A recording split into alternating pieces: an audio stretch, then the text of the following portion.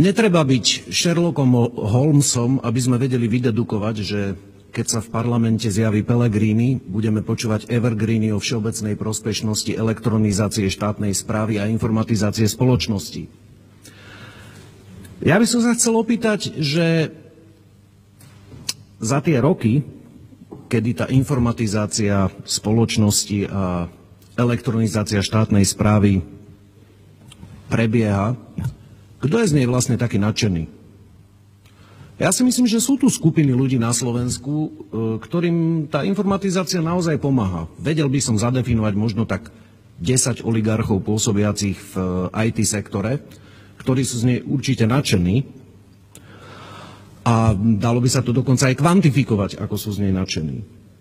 Viem si predstaviť, že existuje skupina úradníkov v štátnej správe, ktorí sú takisto z elektronizácie a informatizácie spoločnosti nadšení, pretože sa im veľmi zjednodušila možnosť, ako môžu šikanovať a naháňať občanov, keď potrebujú vykonať nejaký úradný výkon.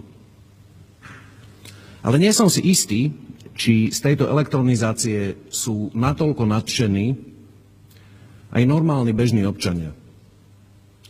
Podľa mňa zabudáme na rovnováhu, ktorá by mala byť v tomto princípe informatizácie a elektronizácie štátnej správy nastolená v tom, že tak ako štát môže čoraz jednoduchšie a jednoduchšie sledovať a naháňať bežného občana, ktorý nič zle nerobí, tak by mala byť rovnováha v tom, ako aj ten občan môže naháňať a šikanovať štátneho úradníka, keď ten štátny úradník nerobí to, čo má. Ak zavedieme aspoň takúto rovnováhu, tak potom možno viac občanov ocení, že takéto niečo robíme a vynakladáme na to stovky a stovky miliónov eur. Lebo ja nepozerám v spoločnosti alebo nebadám žiadne nejaké nadšenie z tej úžasnosti toho, čo už minimálne 10 rokov robíme. Skôr počúvam a vidím a badám čoraz väčšiu a väčšiu skepsu. A myslím si, že by sme s tým mali niečo robiť. Pretože pamätám si na príbeh bola raz konferencia jednej veľkej firmy, ktorá vyrábala žrádlo pre psov. Bola to výročná konferencia, rečnili tam odborníci, hovorili, že aké majú marketingové plány a všetko. A ten majiteľ, ktorý už tam sedel iba ako väčšinový majiteľ, sa prihlásil o slovo a pýta sa, no dobre, a vysvetlite mi potom, keď všetko je tak úžasné, prečo máme čoraz menšie a menšie predaje. Na to sa jeden manažer rozsmelil a povedal, no viete, lebo tie psi to naše žrádlo nechcú žrať. A ja mám pocit, že bohužiaľ sme v takejto situácii na Slovensku. Nie som si aj istý, že badám nejaké nadšenie toho, akí sú občania nadšení, že môžu elektronizovať a informatizovať do aleluja na čoraz viacich portáloch. A chcem byť konštruktívny.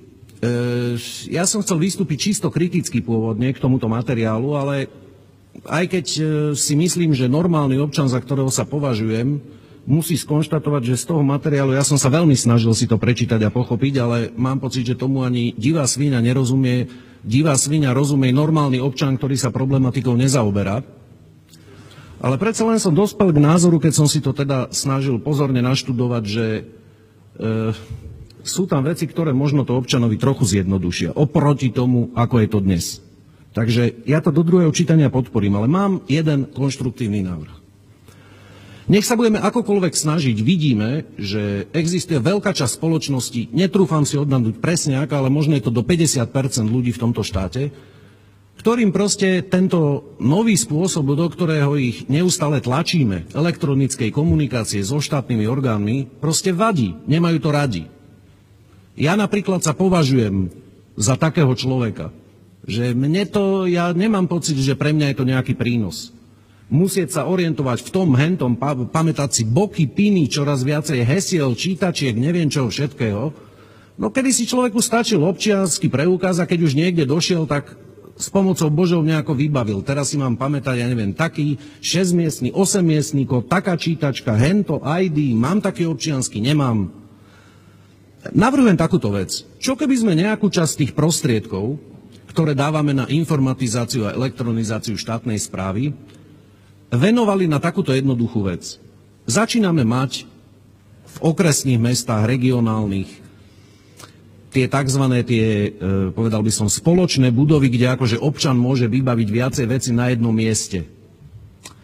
Čo keby sme vyčlenili nejakú časť tých peňazí na to, že by sme zaškolili úradníkov na to, že ten občan by normálne, predstavme si to ako doteraz, mohol prísť na ten úrad, v Bratislave to myslím na Tomášikovej ulici, tam by sedelo za prepážkami 5 ľudí, ktorí boli dobre vyškolení a proste platení za to, že tá babička by mohla prísť, strčiť občiansky preukaz do ruky, tam na mieste podpísať akože splnomocnenie alebo niečo, aby ten človek jej mohol pomôcť a vybaviť úplne všetko. To znamená, aby to nemusela teraz hľadať, kde na internete čo, kde sa má prekliknúť, jaké ID, neviem čo. Že by sme proste urobili servis aj pre ľudí, ktorí sa nechcú zaoberať touto elektronizáciou a informatizáciou, kašľú na ňu a vôbec ju nepovažujú za prínos. Aby aj takíto ľudia z toho aspoň niečo mali. Ja som si to len tak spočítal, že koľko by to tak asi stálo, keby sme dali k dispozícii keby sme dali k dispozícii nejakých ľudí práve pre takýchto občanov, myslím si, že by to nebolo vôbec veľa. V porovnaní s tým, čo dávame na tú informatizáciu, je to smiešné. Mám aj taký praktický príklad zo zahraničia, že ako to funguje síce v inom garde, ale môj otec pracoval v 90. rokoch v Spojených arabských emirátoch. Dlhé roky. Samozrejme, že úradným jazykom bola arabčina. Oficiálnym v tej krajine. Žilo tam niekoľko miliónov cudzincov, kvalifikovaných, menej kvalifikovaných. Samozrejme, že nevedeli ani zaťať. Ale pri každom úrade bol office, kde sedeli normálni pracovníci, ktorí vedeli najmä po anglicky, ale niektorí aj v iných rečiach. To znamená, človek si tam mohol prísadnúť a za úplne minimálny poplatok ten človek sa ho opýtal, čo vlastne chceš, a všetky tie žiadosti mu vypísal, všetko, čo potreboval, mu vybavil, odniesol potom ako oficiálne niekde na úrad a ten človek tam počkal a on mu doniesol nejaký výstup.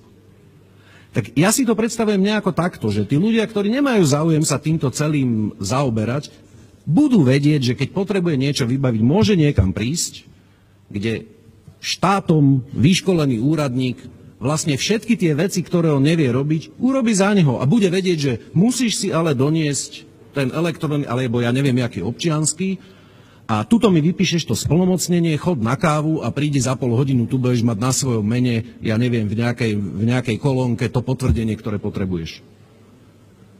Toto by možno bolo niečo, čo by aj tých ľudí, ktorí o toto nemajú záujem, nebaví ich to, presvedčilo, že dobre, ak to ten štát potrebuje, no tak ale mňa to nemusím sledovať, čo sa ako deje a proste môže to pomôcť aj normálnemu človeku. Čiže ja som si to prečítal, najskôr som mal pocit, že teda tomu neporozumiem, ale keď som si to prečítal 3-krát, tak sa mi zdalo, že niečomu už aspoň trochu začínam rozumieť, to, čo v tej dôvodovej správe je.